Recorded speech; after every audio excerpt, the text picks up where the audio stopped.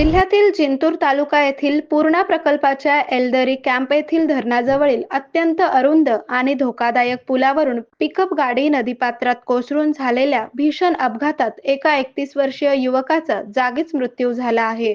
अंकुश रामेश्वर शिंदे, राहणार शिंदे टाकळी, तालुका सेनगाव असे मृत युवकाचे नाव आहे. या घटनेमुळे परिसरात तीव्र संताप व्यक्त होत असून सार्वजनिक बांधकाम विभागाच्या दिरंगाईचा आणखी एक बळी गेल्याची भावना नागरिक व्यक्त करत आहेत.